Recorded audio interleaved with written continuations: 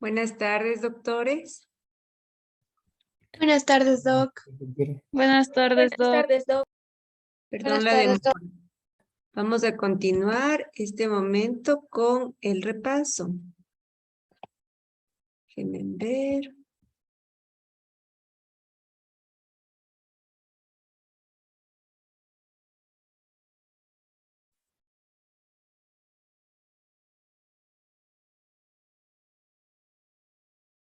Habíamos empezado retina. Vamos a hablar de degeneración macular.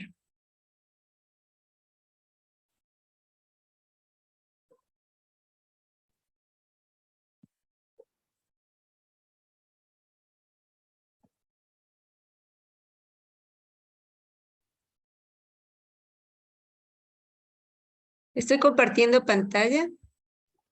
Sí, Doc. Ya. Bien, básicamente recordemos que hay dos grupos referentes a alteraciones a nivel de la retina, patologías conocidas como distrofias, que son aquellas que vienen dadas por herencia, y las patologías degenerativas, como la degeneración macular relacionada con la edad. Como pueden apreciar, como su nombre lo indica, esto ocurre en adultos mayores de 50 años, con antecedentes de problemas asociados como hipertensión arterial, tabaquismo, por ejemplo. Finalmente, el paciente va a tener un compromiso de su visión central y básicamente, aunque tenga una buena agudeza visual, si encontramos alteraciones como estos cambios pigmentarios que pueden ver a nivel de la retina, vamos a tener estos problemas. En definitiva, hay dos tipos de degeneración de clasificación. La una es húmeda y la otra es seca. Básicamente van a existir alteraciones con producción de radicales libres y desafortunadamente en otras palabras, los detritus provocados por el metabolismo visual no van a ser adecuadamente eliminados. Tenemos ejemplos de cambios pigmentarios, cambios atróficos. Aquí tenemos membranas neovasculares y alteraciones en donde está evidenciándose la atrofia del epitelio pigmentario de la retina. Al existir esta atrofia del epitelio pigmentario de la retina, vamos a ver a trasluz el epitelio, la coroides. En este caso es muy didáctico porque aquí tenemos cómo se ha roto la barrera hematorretiniana externa. La barrera hematorretiniana interna, recuerdan que era el endotelio. La hematorretiniana externa es el epitelio pigmentario de la retina. Y al existir esta alteración, esta rotura de la barrera hematorretiniana externa, el líquido de la coroides va a ocupar un espacio que no le corresponde. Aquí hay un desprendimiento del epitelio pigmentario de la retina, un desprendimiento del epitelio neurosensorial, aparece este edema. Y entonces estamos frente a una degeneración húmeda. En cambio, en la atrófica puede inmediatamente llegar a la degeneración atrófica, saltándose la parte húmeda. Básicamente, cuando se pierde el epitelio pigmentario, se altera, se destruye y evidentemente al no poder continuar con la función metabólica que le corresponde al epitelio pigmentario de la retina, el epitelio neurosensorial suprayacente también se va a perder. Bien. Aquí tenemos ejemplos nuevamente de la misma patología atrófica, y la patología exudativa. Se va a estimular el factor de crecimiento del endotelio vascular porque están alteradas estas barreras y van nuevos vasos a ocupar un espacio que no les corresponde. Entonces, empezamos a mencionar esta palabra, factor de crecimiento del endotelio vascular, y al hacerlo de esa manera, factor de crecimiento del endotelio vascular, vamos a recordar este problema en otro tipo de patologías. Básicamente, no lo olviden, relacionadas con isquemia. Aquí hay alteración de las barreras y se produce un estímulo del factor de crecimiento del endotelio vascular. Los receptores están en las células endoteliales y van a proliferar nuevos vasos. También recordemos que exámenes complementarios como la tomografía óptica coherente son muy valiosos porque nos van a indicar dónde se encuentra la fuga y qué podemos hacer al respecto, qué tipo de tratamiento debemos realizar. Este gráfico nos demuestra cómo está aquí el complejo epitelio pigmentario de la retina, suprayacente tenemos el epitelio neurosensorial. Recuerden que en esta zona, esa zona de la mácula se denomina fovea. Aquí solamente hay fotorreceptores conos que tenían que ver con la visión de colores, con la visión perfecta de detalle, con la visión fotópica de la luz. Hay una célula ganglionar por cada cono y en la periferia, en cambio, tenemos los bastones.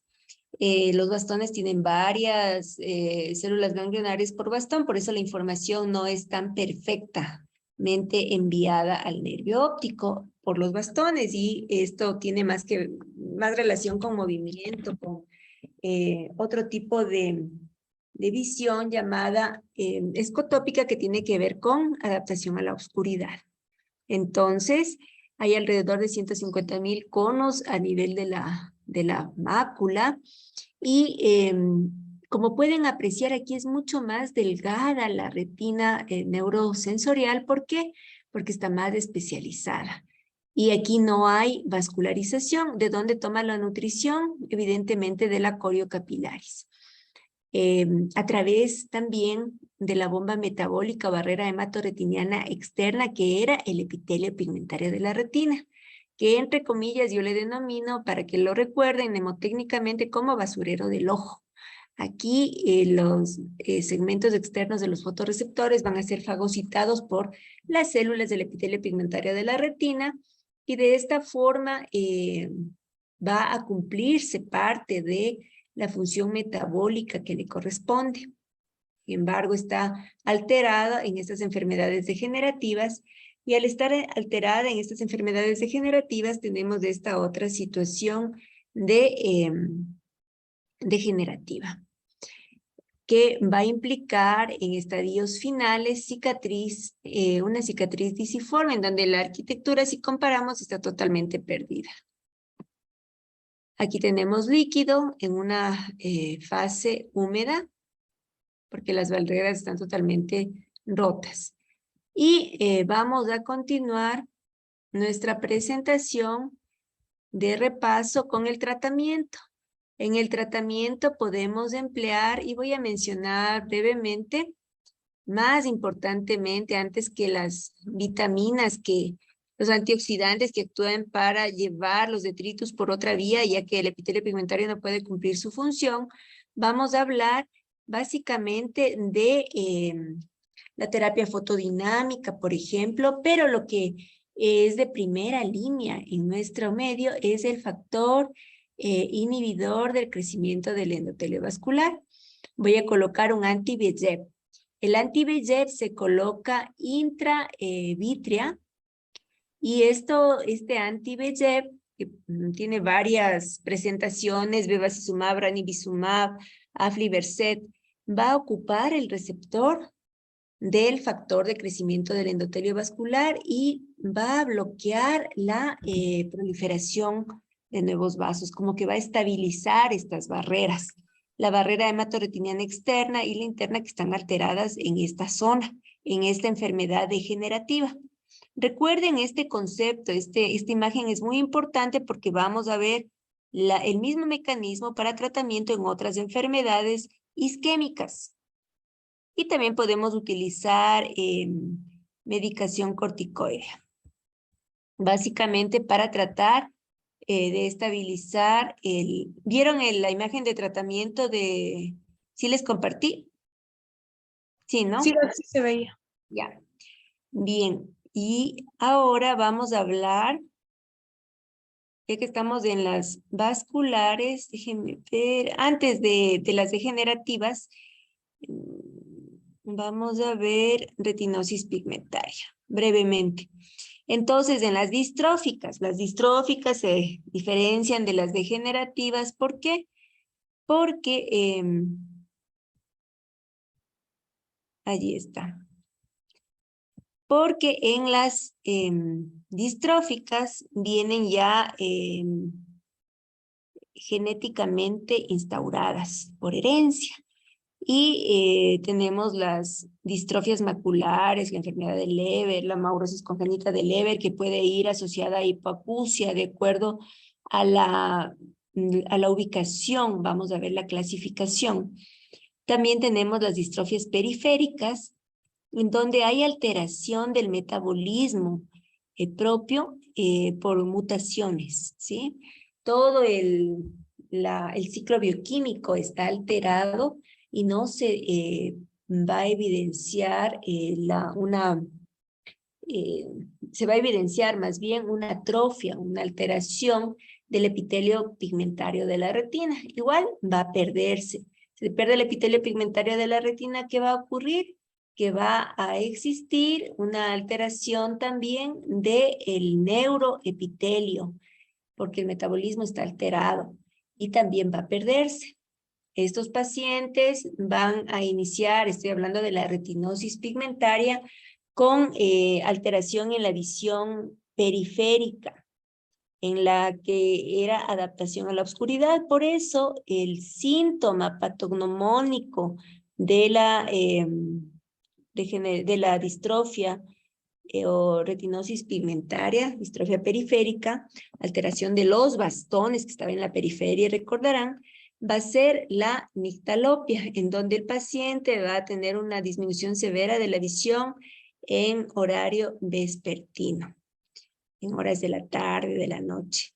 Y hay pérdida de campo visual, pérdida de la visión central, esto de acuerdo al tipo de herencia que esté instaurado. Va a haber fotopsias, discromatopsias, entre otros. Entonces hay una triada, la nictalopia, reducción del campo visual y las espículas óseas en el fondo de ojo. ¿A qué se refiere con espículas óseas? Que existe una atrofia y una reorganización del pigmento de la retina en esta forma que es similar a una placa histopatológica de tejido óseo. Por eso se dice reorganización pigmentaria en espículas óseas. Y viene de acuerdo a diferentes clasificaciones, si es segmentaria, si es total, si aparece más tardíamente en la vida, va a progresar de acuerdo a la penetrancia de la herencia, ¿sí? Y desafortunadamente puede evidentemente existir una pérdida total de la visión. Y estos casos son frecuentes. Desafortunadamente se ven en la consulta con cierta frecuencia. También pueden haber otras alteraciones sistémicas. Aquí se puede evidenciar cómo está alterado el campo visual, una forma de diagnóstico. Un examen complementario es un electroretinograma, en donde vemos cómo están alteradas las ondas y progresa a ceguera. Y regresamos brevemente ¿Cómo se ve el fondo de ojo? En el fondo de ojo, ¿qué vamos a tener? La reorganización pigmentaria en forma de espículas óseas, el nervio óptico está pálido y los vasos están terriblemente delgados, atenuación arteriolar se llama. ¿Por qué? Porque ya no existe tejido nervioso y obviamente esto hace que disminuya la eh, vascularización del tejido. Bien, acabé de compartir, ¿no? ¿Se sigue compartiendo? No se ve nada. Ya, listo. Entonces vamos a cambiar. Hemos hablado de las distrofias. Déjame ver una fotografía aquí. Ya. Y hablemos de este momento de las enfermedades vasculares. Sigamos con las vasculares. La oclusión de una de vascular.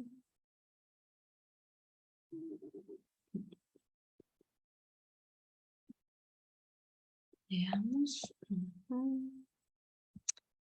¿Y cómo les fue en el examen, doctores? Doc. Mal. Bien. Pues, Mal, ¿por qué? Y vi que les toman presencial, ya voy a ver si yo también hago lo mismo. ¿Qué tal les fue? ¿Qué tal es presencial? Mejor, ¿verdad? por un lado sí, por lo que podemos pedir más tiempo para hacer las cestas, pero sí está bien complicado igual, Doc, que consigan el auditorio y demás. Ah, Porque casi no quieren prestar nada, no sé por qué, no tenemos ni aulas ni nada. lo que pasa es que como el hospital está, acuérdense que la torre de consulta externa está en decadencia, está con daño estructural, todo el mundo se está reorganizando y ocupando ciertos lugares, por ejemplo, las aulas. Sí, es un problema realmente la incomodidad. Todo les ha caído encima. Pero bueno, por lo menos no les cayó la pandemia. Eso sí fue de llorar, doctores. En el internado. Por lo menos en ese sentido, ustedes van a estar mejor. Aquí tengo oclusiones vasculares. Te vamos a ver. ¿Qué tal nos va con este de oclusiones vasculares? Déjenme ver. Sí, este es. ¿Ya? Entonces vamos a hablar. Tengo problema. ¿Qué pasa, mis doctores, cuando una Mac se cuelga? ¿Qué tengo que hacer? Porque en las otras es Control Alt Delete. Y en las Mac, ¿qué se hace? Estoy con mi Mac colgada. No puedo ver ciertas cosas que tengo que utilizar para este repaso. ¿Tiene alguien una idea, mis doctores? ¿No? Creo que no, Doc. Es Sí, que solo no. Windows, Doc. Me da ganas de tirarle por la ventana esta computadora. Pero avisar a dónde, Doc. Hable serio, doctor. Yo no le digo que no vale, que está colgada la tontería. Ya. Entonces, ahora vamos a hablar. Ya. Sí se está compartiendo, ¿no? Sí, Doc. Vamos a hablar básicamente de las oclusiones vasculares. Las oclusiones vasculares tienen un componente fundamental de isquemia. Eso quiero que recuerden en toda la charla.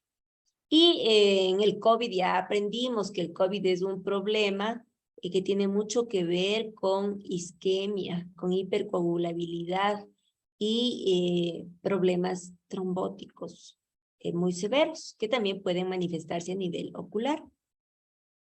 El síndrome ocular isquémico puede darnos una respuesta a una pregunta. ¿Existe una mortalidad importante? Sí. ¿Por qué? Porque están, por ejemplo, involucradas las carótidas. Si hay una enfermedad que ya nos da un problema vascular a nivel ocular, evidentemente el compromiso sistémico es muy importante. Hay una relación con la edad más en hombres que en mujeres, y desafortunadamente, miren, la mortalidad a los 5 años es alta, del 40%, y esta es la imagen que siempre recordamos, cómo están aquí obstruidos los vasos, ¿no? Y pueden haber comorbilidades, y obviamente posteriormente pueden presentarse otro tipo de eventos vasculares, isquémicos, por ejemplo, cerebrales, cardíacos y demás. Se asocia a una baja visual importante, puede ser súbita, y también con amaurosis fugax. Por eso siempre los pacientes que tienen amaurosis fugax hay que pensar que probablemente tenga algún problema isquémico que tiene que ser estudiado y prevenido. La secuela, ¿no? Perdón, el evento trombótico final. Aquí tenemos un émbolo, este es un émbolo. En esta gráfica podemos apreciar el glaucoma neovascular. Por culpa de la obstrucción hubo isquemia. La isquemia isquemia es igual a factor de crecimiento del endotelio vascular. Y el factor de crecimiento del endotelio vascular va a provocar proliferación, y la proliferación vascular, la neovascularización es pésima porque son vasos de muy mala calidad que, si progresan al segmento anterior, como en este caso, van a invadir todo lo que representa a la uvea anterior. Estamos hablando del iris, esto se llama rubiosis de iris, y va a bloquear el ángulo de filtración iridocorneal, dándonos glaucoma neovascular. Tenemos una obstrucción de la arteria central de la retina. Podemos tener hemorragias vítreas, y básicamente el tratamiento de la isquemia, ¿cuál era? Podemos usar antiangiogénicos, sí, y podemos utilizar también fotocoagulación para callarle a la retina que nos está mandando estas señales de auxilio. Es importante también recordar que la migraña no es tan sencilla como uno piensa. ¿Y por qué tiene la migraña un componente vascular, un componente ocular? En las migrañas tenemos auras que pueden ser de tipo, por ejemplo, alteraciones auditivas, también alteraciones de visión de colores y demás, ¿no? Así como ven destellos de luz, y esta es fundamental asociar a un problema vascular. Y se han hecho estudios, y en los estudios se ha colegido, por ejemplo, en este examen de una angiotomografía óptica. ¿Recuerdan la tomografía óptica coherente? También existe angiotomografía óptica coherente, en donde no necesitamos el medio de contraste para ver la vascularización de la retina, y se ve que en el momento en donde se encuentra la migraña, o cuando está a punto de aparecer, hay disminución de la vascularización en la retina. Entonces, sí, tiene un componente vascular cercano, y por eso es importantísimo que el paciente sea perfectamente evaluado por el neurólogo para definir cuán severo puede ser este componente isquémico a nivel cerebral, obviamente. La oclusión de la arteria central de la retina, de acuerdo a o sea, es terrible. ¿Por qué? Porque va a haber una pérdida brusca de la visión. Y como hay isquemia, sí, en un pequeño porcentaje puede haber neovasios con rubiosis de iris. Se asocia a mortalidad grandemente, también a amaurosis fugax. Tenemos otros ejemplos que pueden ser obstrucciones por diversas causas. Lo que nos importa es que hay un trombo allí que obstruyó este gran vaso de la retina, y que tiene que ser investigada la causa. Entre otras muy importantes, y estamos hablando de enfermedad carotidia, por ejemplo, obstructiva, de una cardiopatía, por ejemplo, puede incluso ser un síndrome antifosfolipídico. Todo depende de la edad donde se presenta este evento. Y las personas que tienen glaucoma en esta época, yo he visto 2 pacientes con glaucoma, y en este mes, estoy diciendo, en el mes que se terminó, que han tenido una obstrucción, pero en el caso que les estoy comentando, de los 2 casos de vena de la retina. En este caso, arteria también puede darse. ¿Por qué? Porque aumenta la presión intraocular y obviamente la circulación vascular ocular va a estar alterada por la misma situación. Y también las neoplasias, ¿no? Hay que investigar la causa de si es glaucoma, ya sabemos la sospecha, no vamos a pensar que tal vez puede ser una neoplasia, pero si no encontramos una explicación, hay que investigar finamente para determinar la causa. ¿Qué pasa? Tenemos que hacer exámenes, obviamente, para ver cómo está sistémicamente el paciente, incluso anticuerpos antifosfolipídicos y demás. El pronóstico es malo.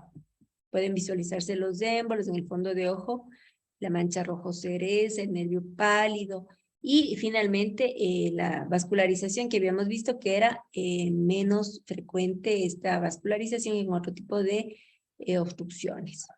Hay varias formas de hacer diagnóstico diferencial con otras patologías que también pueden dar edema macular. Es una urgencia, se debe hacer un masaje ocular, funcionar la cámara anterior para extraer algo de humor acuoso, dar hipotensores para tratar de mover el émbolo, intentar con medicación fibrinolítica, pero todo depende del momento, desafortunadamente suelen llegar tarde, para intentar rescatar esa visión. En la oclusión venosa de la retina es de dos tipos, la de rama y la oclusión de la vena central de la retina.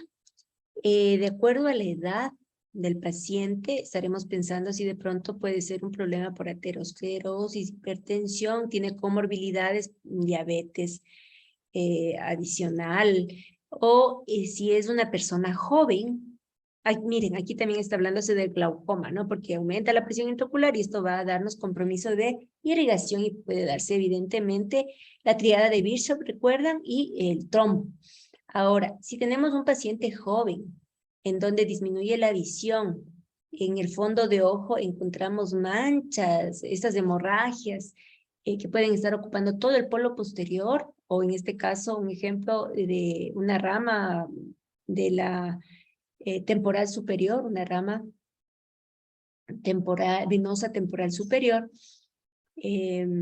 vamos a sospechar que ese paciente joven debe tener un síndrome antifosfolipídico, lógicamente un problema de la coagulación, porque no va a tener aterosclerosis porque es joven, o alguna otra, una cardiopatía, qué sé yo. Ese paciente tiene riesgo de vida porque puede presentar un evento cerebral, o un paciente adulto mayor también puede presentar un evento cerebral.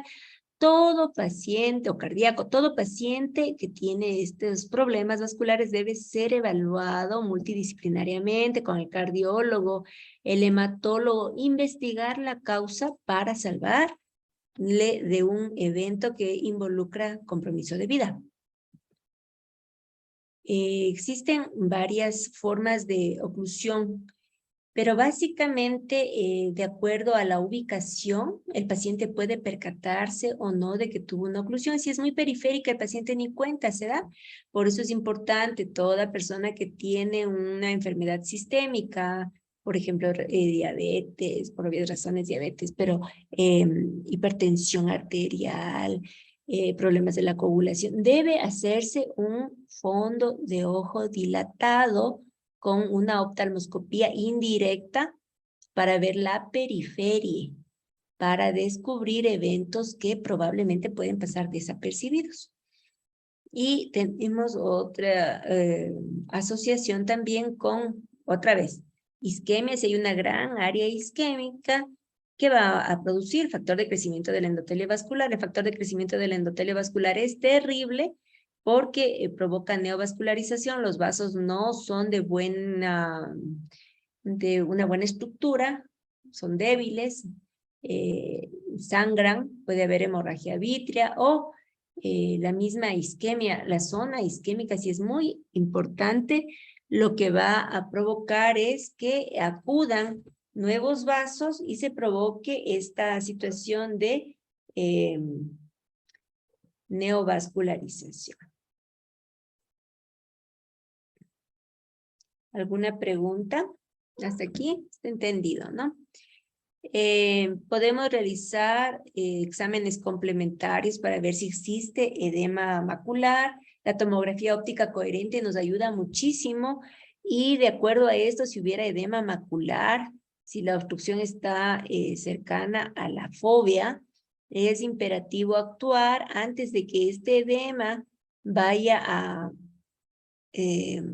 hacer que se pierdan los fotorreceptores conos. Recuerden que las células nerviosas cuando se pierden no se regeneran y es fundamental investigar esta situación. Si existe sospecha, hay que hacer los exámenes y inmediatamente hay que inyectar el antiangiogénico para disminuir el edema. Si es que necesitamos por un edema importante, podemos además usar antiinflamatorios como la triamcinolona intravítrea, no olvidando los efectos indeseables de los corticoides. Y además podríamos necesitar fotocoagulación de la zona isquémica si empezaran a aparecer nuevos vasos. ¿Por qué? Porque al ablacionar la retina isquémica estamos evitando que se siga formando factor de crecimiento del endotelio vascular y que nos dañe todo nuestro tejido nervioso de la retina. Aquí tenemos un ejemplo de fotocoagulación sectorial en donde se está controlando los escapes que se evidencian en esta zona. Miren cómo acaba de llenarse esto como en una piscina, porque están los vasos rotos, entre otras, están alteradas estas barreras y va a fluir el líquido de los vasos al exterior. Nuevamente, tenemos varios tipos de antiangiogénico. El antiangiogénico tiene el mismo efecto, lo que varía es el tamaño de la molécula, por eso es que unos son específicamente para tratamiento ocular y la dosis puede ir desde $1,000 a los que no han sido hallados para tratamiento ocular, pero son perfectamente empleados en este tipo de patologías como el bevacizumab. Este fue hallado en el tratamiento del cáncer colorectal y va muy bien en la inyección intravítrea. Entonces, varía el tamaño de la molécula. Desafortunadamente, el tiempo de acción es más o menos similar, estoy hablando de 1 mes. En las últimas presentaciones como el aflibercept, el brolucizumab, duran más tiempo. Y básicamente lo que hacen es ocupar el receptor del factor de crecimiento del endotelio vascular, y esto va a ayudarnos a estabilizar esta fuga vascular. Aquí vemos cómo el edema en el transcurso del tiempo ha ido disminuyendo, por eso este examen es importante antes de iniciar el tratamiento. El tratamiento consiste en una inyección mensual, porque ya les digo que solamente tiene un tiempo de acción de 1 mes, una inyección mensual por 3 meses seguidos y luego se repite el examen y en el examen vamos a definir si todavía hay líquido para continuar inyectando. Si no logramos disminuir el edema, hay que ver otro tipo de tratamiento o cambiar la molécula que inyectamos. Se llama switch. Si estamos inyectando, por ejemplo, ranibizumab, no dio resultado, cambiamos a bevacizumab o viceversa. Y podemos además asociarle a fotocoagulación sectorial para ablacionar la retina que está mandando el tipo de agente que está estimulando estos neovasos. El pronóstico visual va a depender del momento del tratamiento, del tipo de obstrucción, si fue isquémica importante o no, y del seguimiento que le demos al paciente. Porque si es que realiza proliferación fibrovascular por esos nuevos vasos se trepan en la gelatina vítrea que le toman como que fuera un andamio y estas son como telarañas, yo les digo malas hierbas, se trepan en la gelatina vítrea, se organizan, se condensan las hemorragias, producen estas membranas de proliferación fibrosa y fibrovascular, se contraen y le desprenden a la retina. Está la retina desprendida. Y allí el tratamiento podría ser quirúrgico siempre y cuando la mácula no esté comprometida. La mácula ya desprendida con esas membranas ya no tiene pronóstico visual. Tenemos otro ejemplo de cómo puede estar muy involucrada la estructura de la fobia y el pronóstico también va a depender del momento del tratamiento, porque si hay pérdida de fibras nerviosas, no vamos a conseguir una buena agudeza visual, aunque anatómicamente hayamos logrado vencer al edema.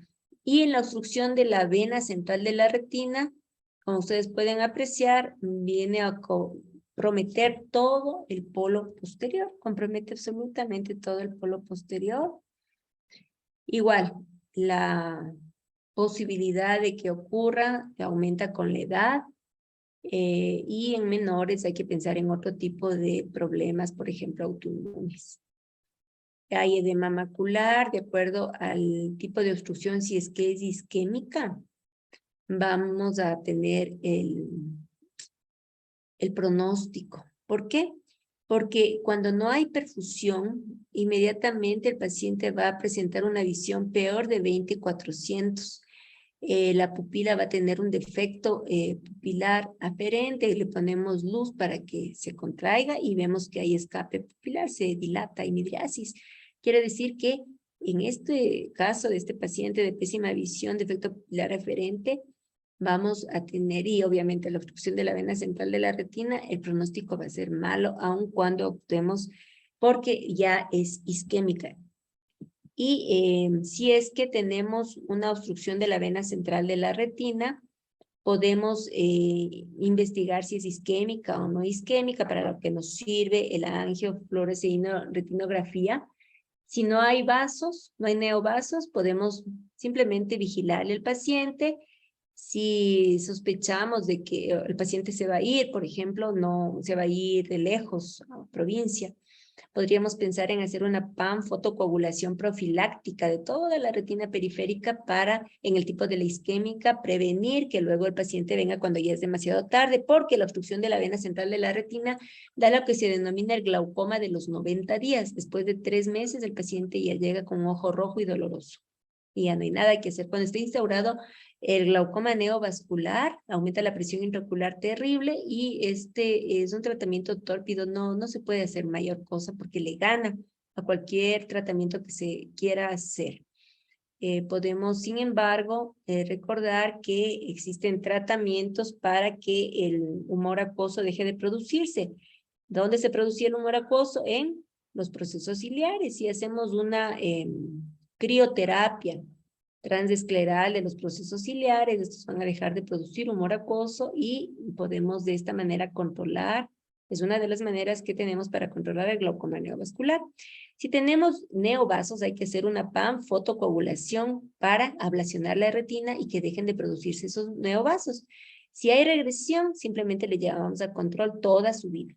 Si es que no hay regresión de los neovasos, tenemos que continuar con la panfotocoagulación y recuerden adyuvarnos de qué cosa, de el antiangiogénico, porque el antiangiogénico va a disminuir el edema y va a ayudar a que la fotocoagulación sea más eficaz. De ninguna forma el antiangiogénico, esto entiendan bien, el antiangiogénico no reemplaza a la fotocoagulación, porque el antiangiogénico tiene un tiempo de vida media.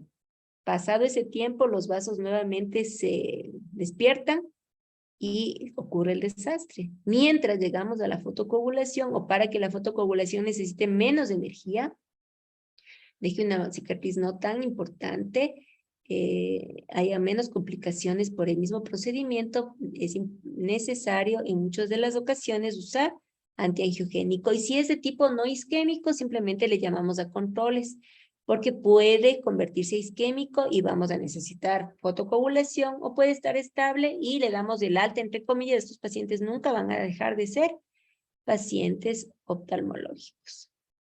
Ya sabemos que podemos utilizar, aparte de los antiangiogénicos, medicación intravítrea. Esto respecto a las oclusiones vasculares. ¿Preguntas hasta aquí? Por más que me esmero, no acabo. Oclusiones vasculares. Y vamos a continuar con desprendimiento de retina. Déjenme ver. ¿Dónde estaba el repaso? Repaso aquí. No. Antes del desprendimiento de retina, ¿cómo se me puede pasar por alto? Vamos a hablar de retinopatía diabética y vamos a hablar de retinopatía del prematuro. Déjenme ver si esta es retinopatía diabética. ¿Sí o no? Sí. A ver. Vamos a hablar de retinopatía del prematuro. ¿Ya? ¿Siguen ahí mis doctores? ¿O ya se durmieron? ¿Están tan cansados? Aquí estamos, Doc. Cansados, pero aquí estamos, Doc. Ya. Bien. Entonces, la retinopatía del prematuro es un problema que se da, como su nombre lo indica, en prematuros. ¿Por qué? Porque la retina no está totalmente desarrollada al momento de que el niño nace antes de tiempo. Si el niño nace a tiempo, no va a tener problema. Como ustedes pueden apreciar en el gráfico, los vasos empiezan a crecer de acuerdo al estímulo de la retina. Primero se desarrolla la retina, las capas, desde 3 capas al inicio, imagínense, van a aumentar anatómicamente hasta 10 capas al final. Y obviamente la demanda metabólica va a ser mayor y hay una isquemia o una hipoxia fisiológica. Y frente a esta hipoxia fisiológica se produce factor de crecimiento del endotelio vascular fisiológico para que se dé la angiogénesis. Desde el nervio óptico, este es el nervio óptico, empiezan a emerger las células fusiformes que van a formar las células endoteliales y poco a poco, siguiéndole a esta huella que deja la retina por la isquemia fisiológica, la parte vascular va a ir aumentando hasta que llega a la periferia. Así es como se forma un vaso. Y desde el centro, miren en el gráfico, crece hasta la periferia. La periferia va a llegar antes a la parte nasal y más tarde a la parte temporal. Anatómicamente la parte temporal está más elongada, se puede decir, y hacia las 40 semanas. Desafortunadamente, miren, esta es la parte nasal, llega a las 38 semanas y hacia acá, hacia las 40 semanas, ¿no? Desafortunadamente, el niño prematuro tiene varios problemas que son factores de riesgo para darnos alteraciones en el desarrollo vascular. Por ejemplo, la necesidad de transfusiones, la anemia del prematuro hace que le transfundamos sangre adulta, hemoglobina adulta, que no es tan adherida al oxígeno y va a darnos hiperoxia. El exceso, cuando el niño nace, puede haber por esta necesidad también de oxigenar al niño por la enfermedad pulmonar que tiene la enfermedad de membrana hialina y demás. Podemos tener una alta concentración de oxígeno y esto va a detener el crecimiento vascular. Además, el oxígeno en exceso es pésimo para los capilares que se están formando, los necrosa y hay isquemia. Entonces se madura, la retina esta no para de crecer porque el cuerpo sigue su crecimiento, pero los vasos se han detenido y está alterado, está en shock el desarrollo vascular. Hay un incremento por esta isquemia terrible, diferente del fisiológico, y va a darnos un aumento de factor de crecimiento del endotelio vascular y aquí el crecimiento vascular va a desatarse de una forma terrible. Existen dos posibilidades. Una, y el 90% de los pacientes que desarrollan retinopatía del prematuro involucionan. pero el otro porcentaje no. Y depende de los estadios, la secuela. Tenemos el estadio 1, en donde simplemente hay una línea de demarcación. El estadio 2, esta línea de demarcación ya se eleva, aquí están las células fusiformes intentando crecer. En el estadio 3 proliferan ya nuevos vasos en esta cresta que está en crecimiento. Miren cómo proliferan los nuevos vasos. Y recuerden que los nuevos vasos se trepaban en el cuerpo vítreo. Al treparse en el cuerpo vítreo van a desprenderle a la retina. Le traccionan y le desprenden. El gran factor de riesgo entonces es la prematurez. El oxígeno suplementario puede complicar, pero sin prematuro no vamos a tener, por más oxígeno que le pongamos al paciente recién nacido, si no es prematuro, no vamos a tener retinopatía del prematuro, porque ya están los vasos desarrollados. El tope de saturación razonable es del 95%. Si le subimos al 100% de saturación, estamos matando vasos de la retina, provocando problemas terribles. Así se clasifica. Y otra vez, como van creciendo los vasos hacia la periferia.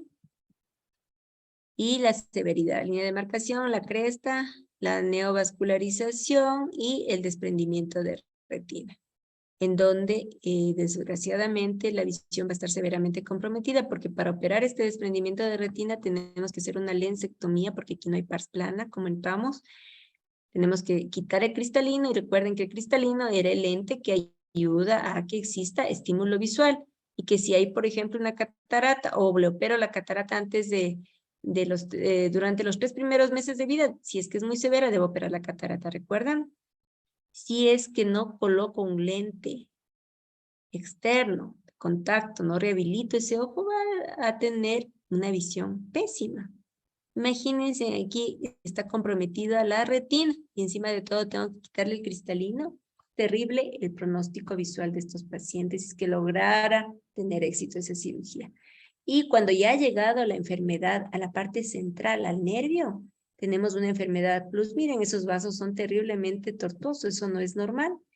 Y como rash, también esta neovascularización puede progresar saltándose los pasos. Esto es en pacientes prematuros extremos menores de 28 semanas. Y que puede hacerse crioterapia en forma transescleral para ablacionar la retina, igual que en la fotocoagulación retiniana. Aquí estoy ablacionando, quemando, disparando la retina para provocar esta zona isquémica. Esta parte de la retina no ve, pero miren, hemos salvado la visión central, ¿ya? De esto depende que el paciente tenga visión o no. Y si es que yo tengo una proliferación vascular, tengo una enfermedad plus, en donde la enfermedad ya ha llegado a la zona 1, los vasos están tortuosos en la zona 1, aquí no puedo dar láser porque es la mácula. ¿Con qué va a ver el paciente? ¿Cómo va a ver? Entonces, ¿cómo actúo aquí? Aquí debo inyectar antiangiogénico. Con el antiangiogénico estabilizo esta situación, incluso esta tortuosidad vascular disminuye, y ahí puedo, si el paciente, por ejemplo, está en terapia intensiva intubado, no puedo trasladarle para darle fotocoagulación, inyecto antiangiogénico hasta que, acuérdense que pasa un mes tranquilamente el antiangiogénico dentro del ojo y va a estabilizar esta neovascularización, y puedo yo después de ese tiempo ya estable dar fotocoagulación, pero siempre debo dar fotocoagulación periférica porque el antiangiogénico dura un tiempo determinado. La zona isquémica va a estar ahí. Allí no aparecieron vasos y va a haber nuevamente producción de factor antiangiogénico y proliferación. Esto es cómo se trata un desprendimiento de retina por esta enfermedad, cómo actúa el antiangiogénico que ya les decía, que ocupa el receptor del VEGF. Y los pacientes siempre serán necesarios su examen en el transcurso de la vida, porque pueden tener problemas como miopía o las cicatrices propias de esta enfermedad pueden darnos ectopia macular, estrabismo y demás. Vamos a ir inmediatamente a la retinopatía diabética. Ese es un tema muy importante. Déjenme ver aquí. Retinopatía diabética.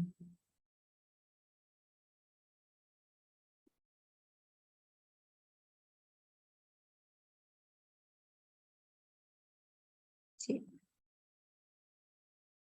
Aquí está.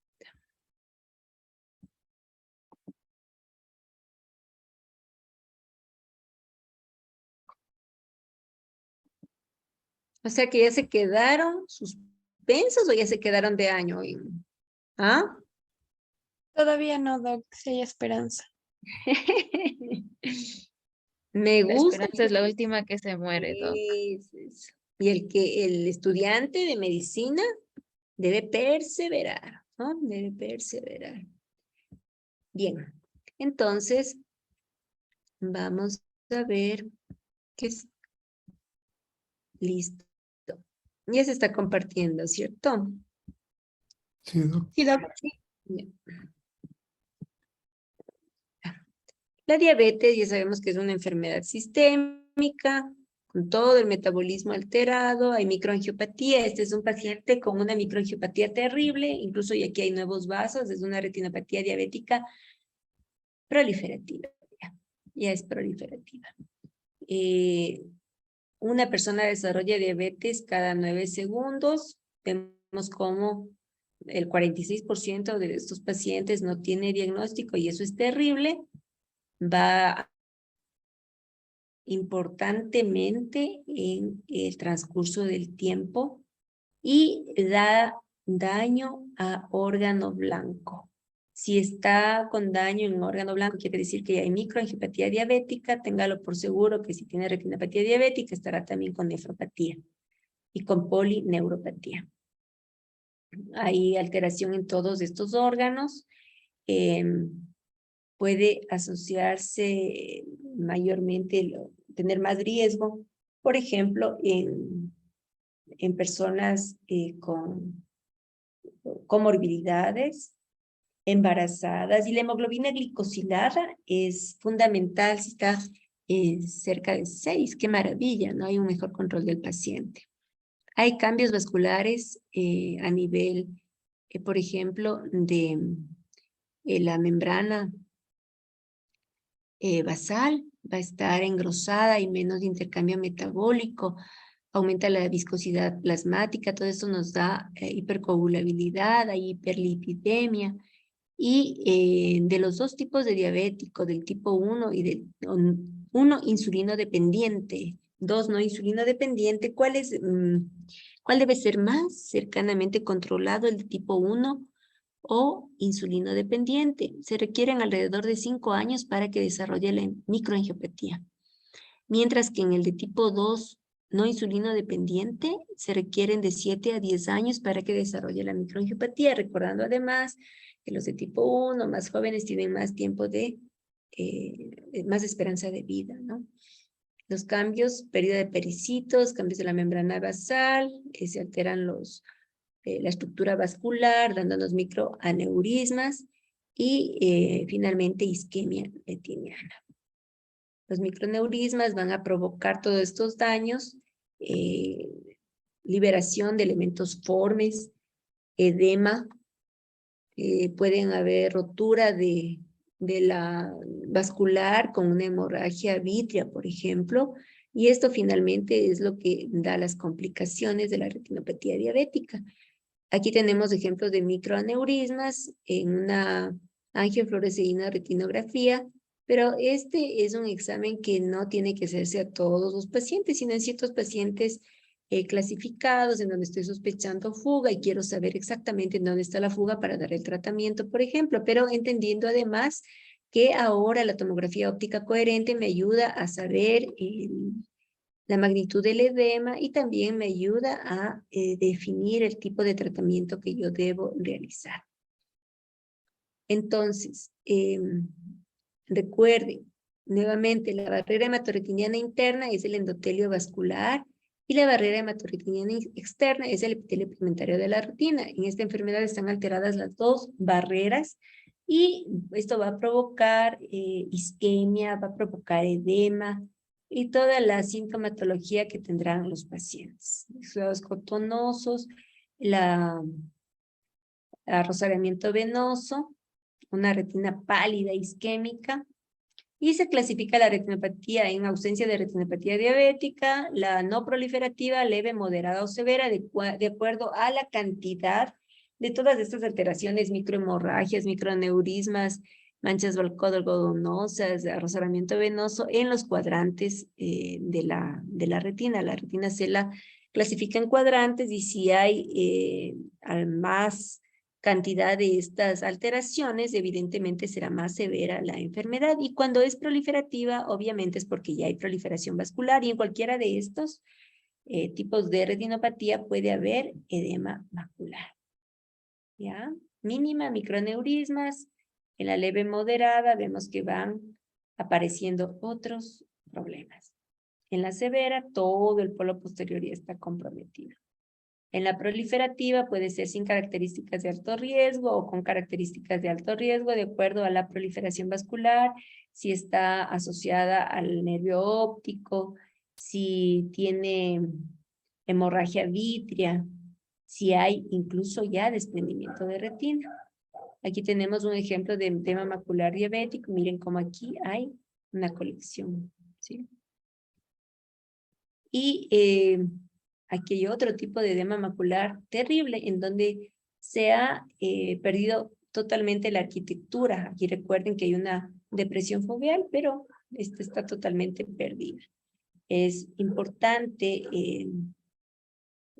realizar exámenes complementarios como fotografía, tomografía, angiografía cuando es necesario.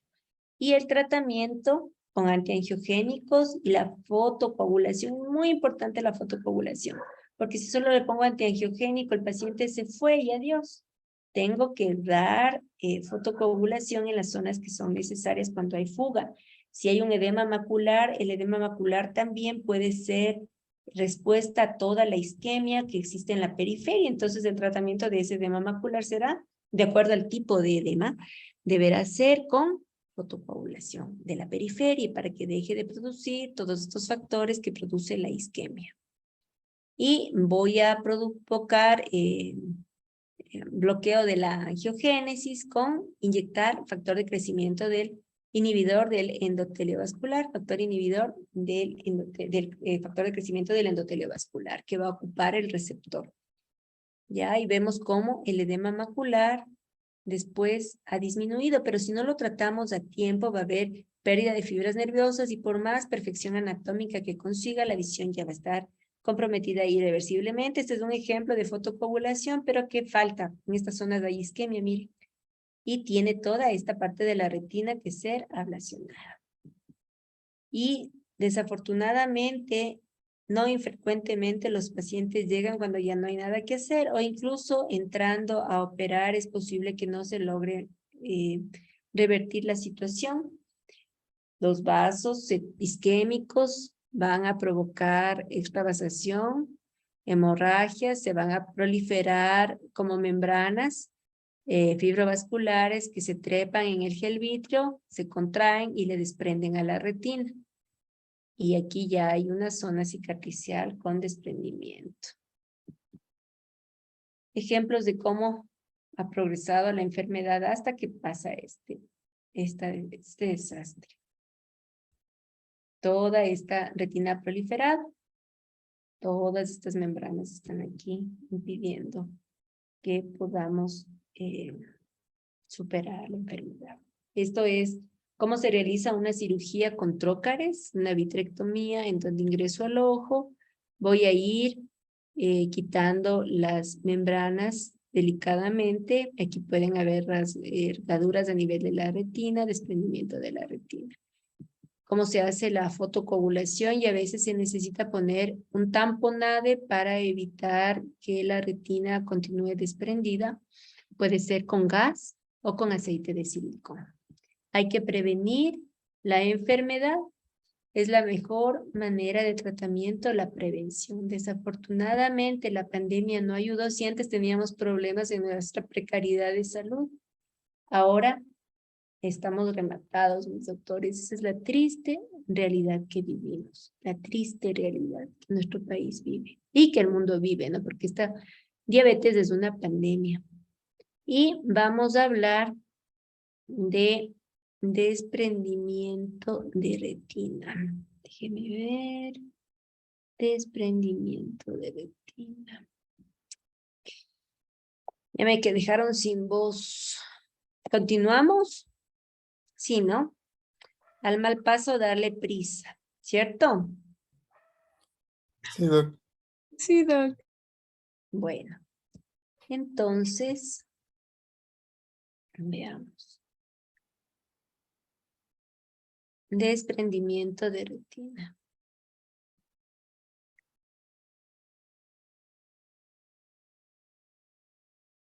Sí se ve, ¿cierto? Sí, doctor. Sí, doctora. Ya. El desprendimiento de retina se clasifica en regmatógeno, es aquel que tiene este agujero, una solución de continuidad.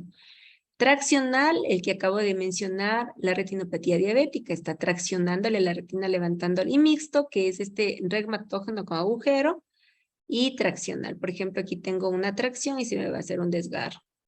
Y también el desprendimiento de retina seroso, en donde no hay una lesión causante, pero está este espacio virtual que existe entre el epitelio neurosensorial y el epitelio pigmentario de la retina, va a convertirse en un espacio real.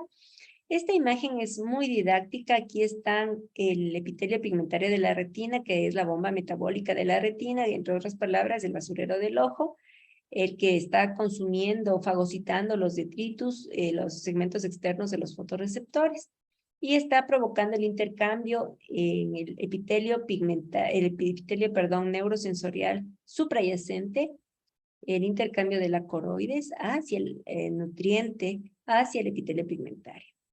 A veces hay una incompetencia de esta bomba. Por ejemplo, en personas que tienen vasculitis, hipertensión arterial, una escleritis, y los pacientes van a tener acúmulo de este líquido.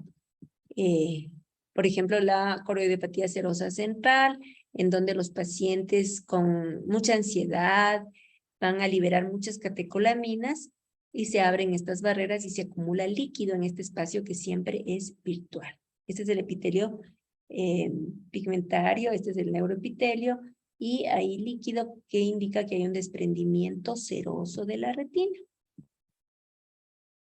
¿Cuál es el tratamiento? Por ejemplo, en una preclántica que viene ya tuvo su cesárea, está estable, pero tiene desprendimiento de la retina serosa. A esta paciente el tratamiento que se le debe hacer es el control de su enfermedad de base. ¿Sí? Control de su enfermedad de base. En el desprendimiento de retina regmatógeno, en donde hay un agujero, hay una solución de continuidad, puede darse más en personas que tienen miopía o que la gelatina vítrea es más, se ha licuefactado, se ha hecho más líquida, y de esta forma miren cómo se desprende la retina. Hay un agujero, a través de ese agujero ingresa el líquido hacia el espacio que queda entre el epitelio nervioso y el epitelio pigmentario de la retina y le levanta la retina y le desprende. Puede darse después de una cirugía de catarata, de un trauma, de cualquier inflamación. La clínica es con fotopsias, miodesopsias, defecto en el campo visual y obviamente disminuye la visión. Si ya pasa algún tiempo, pueden haber estos signos de uveitis anterior con precipitados queráticos, disminución de la presión intraocular porque el líquido está ocupando un tercer espacio y debe hacerse un examen perfecto. Aquí tenemos un agujero macular que está provocando todo este levantamiento de la retina inferior y aquí tenemos no se evidencia el lugar de la lesión, pero debe ser inferior. Lo que sí se evidencia es que aquí está perdida totalmente la anatomía. Miren cómo están elevados los vasos porque aquí hay líquido. Y desafortunadamente ya involucra la fobia, la mácula, y aquí la visión ya va a estar comprometida. Un agujero gigante y puede haber proliferación diferente de la otra proliferación que era fibrovascular. Aquí hay proliferación del vitrio y de la retina, se llama vitreoretinopatía proliferativa. Y cuando aparece, son membranas terribles en donde el pronóstico de visión es pésimo. Es una cicatriz terrible. La cirugía se puede hacer con, siempre hay que bloquear la lesión, puede hacerse con fotocoagulación, con diatermia, alguna indentación escleral en donde se coloca un cinturón de silicón por la parte externa del globo ocular para empujar esta a la parte central, bloqueando la lesión. Aquí tenemos la indentación como se ve. Este es un fondo de ojo y estamos apreciando cómo está indentada, empujada la retina hacia la parte central por este cinturón del que les hablo. Y tenemos también la vitrectomía de la que ya les había hablado en el ejemplo de la retinopatía diabética proliferativa, y en donde debe colocarse un tamponade para evitar que se redesprenda. Básicamente, el tratamiento depende del tipo de lesión que debe ser diagnosticada y tratada tempranamente para que tenga un mejor pronóstico. Déjenme ver. Y vamos a acabar con trauma. Trauma. Ah, no, me falta todavía parte de trauma. Me falta estrabismo. Trauma ocular. Trauma ocular. Y ahí sí creo que ya hemos terminado todo. De todas formas, si hubiera alguna situación adicional que yo necesite indicarles, habrá una última reunión antes de, ¿no? Si no, vamos a procurar terminar hoy. Ya, Doc. ¿Qué me ven?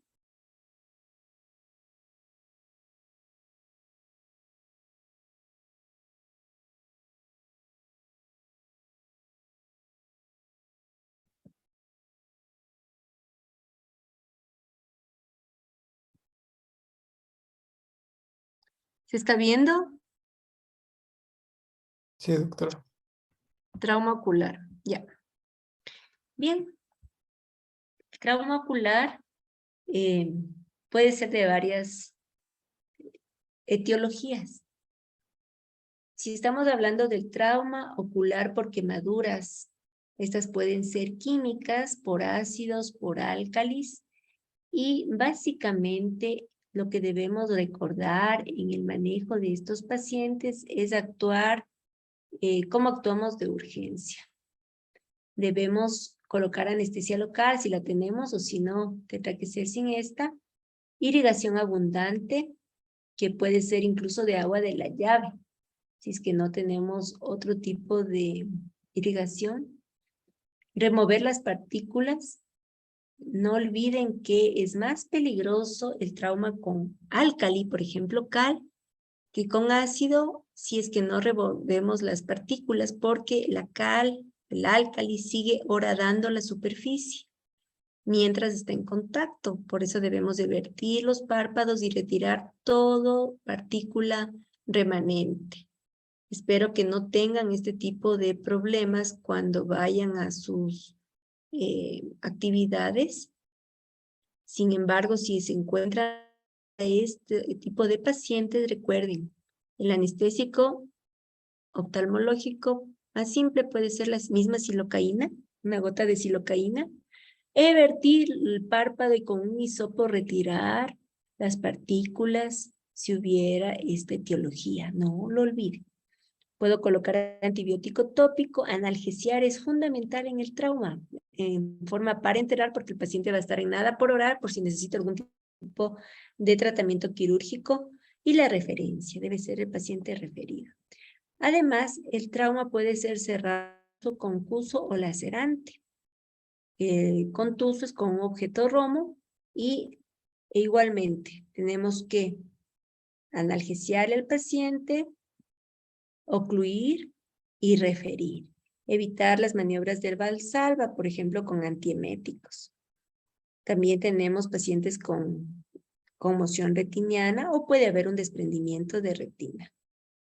En este ejemplo tenemos una hemorragia retrovulvar y es fundamental realizarle al paciente una tomografía axial y coronal de órbita, si es que tenemos la posibilidad, mientras llegue el especialista o mientras llega la referencia al especialista, porque si tenemos una hematoma retrovulvar, eso es una urgencia que debe ser tratada ipso facto, si no la pérdida de la visión va a ser irreversible.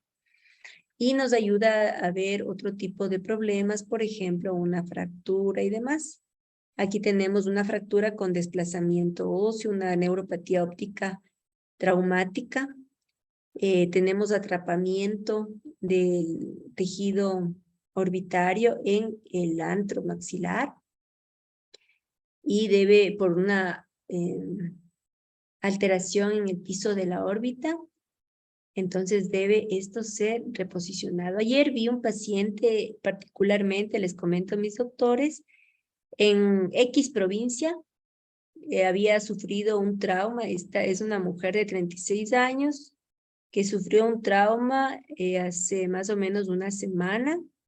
En X provincia le fue a la emergencia del hospital de esa ciudad y le suturaron la herida que tenía en la frente. Iba en una motocicleta y tenía un Glasgow de 15-15, le suturaron la herida y le mandan. Luego de unos días regresa porque estaba amnésica, ya tenía desorientación. Ahí sí se les ocurre hacerle la tomografía y encuentran edema cerebral, una hemorragia epidural y le hacen una cranectomía descompresiva. Le vi yo ayer, ya no tenía papiledema, pero tiene el ojo proptósico. ¿Por qué? Porque existía una fractura terrible del techo de la órbita, el frontal, desplazada con compromiso con fragmentos óseos en la órbita, por eso el ojo estaba proptósico, con quemos, es decir, la conjuntiva bien inflamada. Ese ojo probablemente ya no tenga visión, pero lo grave, y la paciente está intubada, ¿no? Porque en esa provincia en ese momento no tenían espacio para terapia intensiva. Pero a esa paciente, el neurocirujano tiene que entrarle a reparar el techo de la órbita, ¿sí? Porque todavía faltan otro tipo de situaciones. ¿Y cómo llegó a esa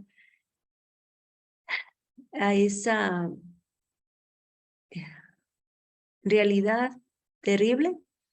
Llegó porque no se realizaron exámenes complementarios, solamente llegó, se le suturó y chao. Si yo tengo una caída frontal, primero que nada acuérdense, doctores, en oftalmología, como en todo en medicina, inspección, palpación, auscultación. Tengo que palparle, pues le voy a suturar la herida frontal, le tengo que palpar para ver si no hay un reborde de la fractura. De ley esa fractura tenía reborde, entonces tengo que sospechar que esa paciente tiene una fractura frontal y puede tener evidentemente un compromiso cerebral. Tengan cuidado, doctores, cuando les lleguen pacientes con traumas, sospechen y hagan todo lo humanamente posible para que no quede en sus conciencias no haber actuado correctamente. Desde el mismo hecho de dar analgesia parenteral para evitar que el paciente, por ejemplo, se choque del dolor cuando ya llega politraumatizado, por ejemplo, ¿no? Espero que siempre tengan buenas experiencias. El síndrome de maltrato infantil, en donde se le sacude al niño y pueden haber hemorragias en la retina y compromiso de vida también, obviamente. Esto nos ayuda el diagnóstico del fondo de ojo, cuerpos extraños superficiales en la córnea. Hoy en la consulta retiré una limalla que tiene que hacerse por el especialista en lámpara de hendidura. Utilicé una aguja anestésica tópico, pero es en lámpara de hendidura. Y si es que lo hago en otro lugar, puedo complicarme. Si no tengo más remedio, usaré un objeto romo, no una aguja porque le voy a perforar. Usaré anestésico tópico, de preferencia es mejor referir al paciente, ¿sí? Y luego de retirar el cuerpo extraño superficial, que es evidente que fue una limalla, porque hay que ver la forma en que se realizó el trauma. Si es que estaba esmerilando, es una limalla. Tengo que retirar la limalla, va a quedar esa zona desepitelizada, va a haber dolor, entonces por lógica le ocluiré a ese ojo por 24 horas dándole analgesia y al día siguiente antibióticos y lubricantes. Si es que al paciente no le ocluyo, va a tener dolor. Es el único caso por trauma que yo sé que estoy controlando ese tipo de tratamiento en donde ocluyo el ojo en una desepitelización. Acuérdense que las úlceras, ausencia de epitelio, infecciosas, no se ocluyen, cuidado, ¿no? Este es el típico ejemplo de la limalla, pero también puede haber un trauma abierto con ruptura lacerante, penetrante, perforante. Aquí tenemos ejemplos de cuerpos extraños intraoculares, una herida que debe ser, primeramente, no colocar absolutamente nada, ni anestésico, porque puedo arrastrar patógenos del mismo componente del colirio que estoy colocando y ser tóxico para el ojo. Ocluyo, no presiono, suprimo todas las maniobras de Valsalva, nada por oral, analgésico, antitetánico, si puedo una radiografía, una tomografía axial y coronal, no resonancia magnética si estoy sospechando en un cuerpo extraño metálico y referirle, ocluido al paciente, ocluido el ojo. Este ejemplo que ya les he mencionado, otros ejemplos de suturas que deben realizarse por el especialista. Básicamente eso en cuanto a cuerpos, a trauma extraño, trauma penetrante de ojo. Y vamos a continuar con el capítulo de trauma que nos compete este momento. Tenemos 20 minutos. Para que llegan tarde, Trauma de pregada. Aquí está. Y, déjenme ver.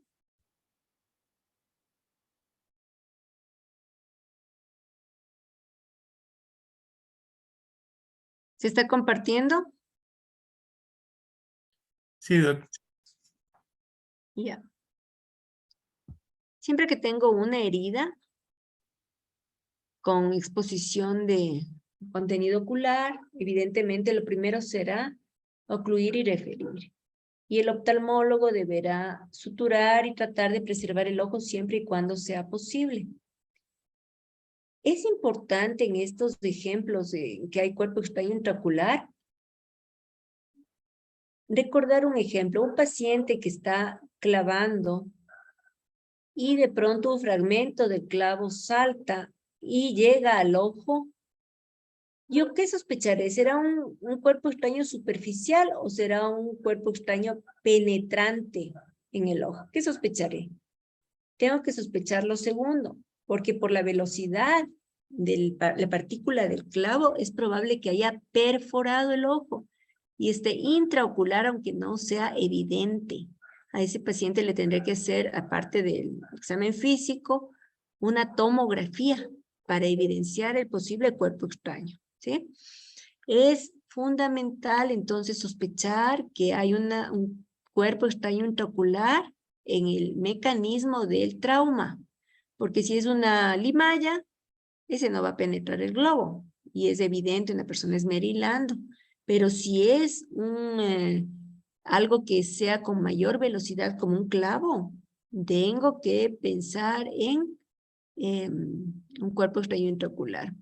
Aquí tenemos imágenes de cómo se ve una cirugía después de haber tratado a un paciente con este tipo de trauma penetrante, en donde se le hace una indentación, un cerclaje, esa banda de silicón externa para tratar de empujar la retina hacia la parte central, evitando estas otras situaciones futuras, ¿no? La proliferación vitreoretiniana igual puede producirse aun cuando tengamos desidentación. La endoftalmitis es terrible y tenemos que sospecharla cuando tenemos un ojo abierto por trauma, más cuando hay una sustancia orgánica, por ejemplo. Debemos hacer la profilaxis antibiótica intravítrea y si tenemos además un cuerpo extraño, pues, sospecha de cuerpo extraño intraocular o una catarata, esperar para colocar el implante o el lente intraocular, porque esto podría agravarnos la posibilidad de endoftalmitis, ¿ya? Retirar los cuerpos extraños metálicos porque Nos pueden dar chalcosis cuando son de cobre, siderosis cuando son de tipo de origen de hierro. Y tratar en lo posible de conservar el globo ocular.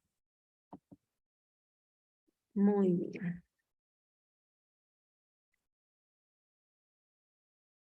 Y vamos a terminar con estrabismo. Insisto, voy a revisar la materia y si tengo algo que se me esté pasando por alto, vamos a volver a tener una última reunión, mis doctores, ¿no? Así Listo, que, doctora. ¿sí? ¿Sí están dispuestos? Sí, no hay problema. Muy bien. Bien, entonces acabemos con estrabismo. Y creo que hemos cubierto todos los temas, o me estoy olvidando de algo. Está cubierto todo, ¿no? Me parece. ¿Sí? ¿O no? Sí, creo, Doc. Bueno. ¿Tienen alguna duda? Recuerden que todavía está abierto el foro y espero revisar ya sus presentaciones para completar sus notas. El ojo debe estar alineado y la imagen debe ser igual, correspondiente en cada punto de la retina, en la fobia específicamente. Recordando que los globos son como, globos oculares, son como cámaras y la computadora es el cerebro en donde se fusiona la imagen. Miren cómo se fusiona la imagen. Tenemos los diferentes músculos extraoculares que son los rectos superior, inferior, externo e interno, el oblicuo mayor, el oblicuo menor. El recto externo está inervado por el sexto par craneal o motor ocular externo. El oblicuo menor, el recto superior, el recto interno, el recto inferior están inervados por el tercer par craneal y el oblicuo mayor está inervado por el cuarto par craneal. Solamente viendo esta imagen, recordemos que si hay una parálisis del tercer par craneal que también inerva el elevador del párpado, si es completa va a haber ptosis palpebral, midriasis y el ojo va a estar desviado hacia el lado en donde los músculos todavía actúan. Como ya les dije, cómo están inervados, si es que estaba paralizado el tercer par, el recto externo es el que va a estar funcionando. Y si está contraído, le va a llevar al ojo hacia dónde? Hacia lateral, hacia temporal, hacia afuera. Y además, el oblicuo mayor que por su inserción al contraerse, por lógica debería llevarle el ojo hacia arriba, ¿verdad? Porque es oblicuo mayor o superior, pero como el tendón está hacia adelante del ecuador, al contraerse le va a llevar el ojo hacia una parte Abajo, Doc. abajo. Entonces el ojo va a estar desviado hacia afuera y hacia abajo, ¿ya? En la parálisis completa del tercer par craneal. Se clasifica el estrabismo cuando es manifiesto en tropia o latente, cuando a veces se manifiesta en foria. Y si es que hay un estrabismo, va a haber visión doble, porque la imagen no está siendo correspondiente en cada fobia. Y por esta razón es importante recordar que en el adulto, ¿qué deberemos hacer para mejorar la diplopia? Tratar el tema del estrabismo, obviamente, si es que es un estrabismo paralítico, por ejemplo, por una isquemia en un paciente diabético, si es transitorio, suele ser transitorio, mejorará con el paso del tiempo. Y la diplopia, mientras tanto, será tolerada ocluyendo un ojo. Específicamente el ojo que no está alterado deberá ser ocluido para tratar al otro de estimularle para los movimientos que tenga que realizar. Si tenemos un paciente niño con estrabismo, ese paciente, como es tan maleable porque está en la época de maduración visual, va a ser tan maleable ese cerebro que va, en lugar de ver doble, el pobre niño no va a soportar esta molestia, va a suprimir la imagen y vamos a tener un escotoma de supresión. El ojo anatómicamente está bien, pero va a ser un ojo que en esa parte donde veía doble no va a tener imagen y va a tener ambliopía u ojo vago. Esta niña tiene una endotropia. Debemos hacer exámenes de cover test, el test de Hirschberg, el reflejo de luz en la parte anterior del paciente para ver si es que están desviados o no los ojos. Pueden ser congénitos, adquiridos, paralíticos, traumáticos, acomodativos por tumores, hipertropia elevado, hipotropia, depresión, exotropia hacia temporal, endotropia hacia nasal, la desviación. Existe el epicanto en la primera imagen o pseudoestrabismo, en donde los pliegues son importantes palpebrales marcados, oblicuos, y el puente nasal es ancho. Pero en ese caso, fíjense en que además del epicanto tiene endotropia, porque el reflejo de luz en el ojo está central y en el otro está dirigido hacia la parte externa. El ojo está desviado hacia adentro, hacia nasal. En este caso tenemos una exotropia. Este es el test de Milchowski, en donde el ojo, ahí están aparentemente perfectos, pero ven que tiene una tortícolis. Se le dirige la cabeza hacia el hombro de la parte contraria, hacia donde está desviando la cara. Y miren cómo se eleva. Es una hipertropia por una paresia del oblicuo mayor. Y ahí está hiperfuncionando el oblicuo menor. Aquí hay que hacer un debilitamiento del oblicuo menor.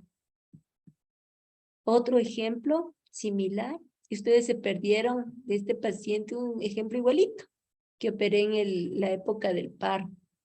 ¿Ya? El paciente sí llegó a operarse en la segunda semana del paro. Habría sido bonito que vieran ese debilitamiento del oblicuo. Era un caso de libro. Otros ejemplos, aquí endotropia antes de la cirugía y después de la cirugía, antes de la cirugía y después de la cirugía, como los ojos quedan centrales. Y no olvidemos que la fuerza muscular es correspondiente, que aparentemente solo estoy desviando este ojito, pero tengo que debilitar los músculos, los dos ojos, los músculos rectos externos de los dos ojos, porque si no lo hago de esa manera, no voy a compensar las fuerzas que son iguales en magnitud en los dos ojos. Es también real relacionar al estrabismo con problemas anatómicos, por ejemplo, un tumor, una cicatriz en donde el ojo no fija y va a desviarse. El examen físico es importantísimo. El test luminoso de Hirschberg, que me ayuda a ver si está centrado el ojo. El cover test, en donde rompo la fusión al cubrir un ojo y veo de dónde viene el ojo que se desvía. El epicanto que ya les mencioné o pseudoestrabismo, la prueba con los prismas para ver el monto que debo corregir en la cirugía. El estrabismo de causa orgánica, catarata, algo que le impide fijar. Y el estrabismo acomodativo. Si tengo un paciente que desvía los ojos hacia nasal, puede ser que sea por hiperfunción de los músculos rectos internos simplemente, o que tenga un exceso de acomodación porque tiene una hipertropia importante. El ojo es una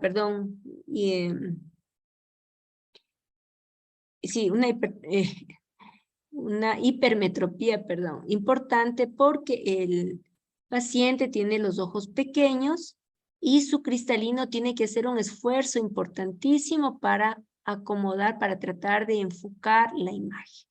Al hacer ese esfuerzo importantísimo por enfocar la imagen, el reflejo de acomodación va tomado de la mano del reflejo de convergencia y los ojos se desvían hacia nasal. Si yo encuentro que tiene una medida importante positiva, entonces con la corrección óptica ideal del monto total de esa medida de lentes, voy a relajar al cristalino y los músculos que estaban asociados a ese reflejo de acomodación también van a relajarse. Y el ojo ya va a dejar de desviarse hacia nasal, como en el ejemplo con los lentes, la paciente ha recuperado su fijación. Es importante también el tratamiento de la ambliopía y si es que tengo un ojo que está desviado, tengo que hacer una penalización del ojo contralateral, por ejemplo, para obligarle a ese ojo a que desarrolle la vía visual que estaba siendo suprimida por ese escotoma para evitar la diplopia, el escotoma que les había mencionado anteriormente, el escotoma de supresión. Entonces, si tengo aquí un escotoma de supresión, porque estoy protegiéndome, soy niño y estoy protegiéndome la diplopia, ¿qué debo hacer? Ocluir este ojo para que la imagen llegue nítida a esta zona y de esa forma desarrollo la vía visual antes de que esté instaurado y evito la ambliopía. Entonces, los estrabismos acomodativos se corrigen con lentes y no con cirugía.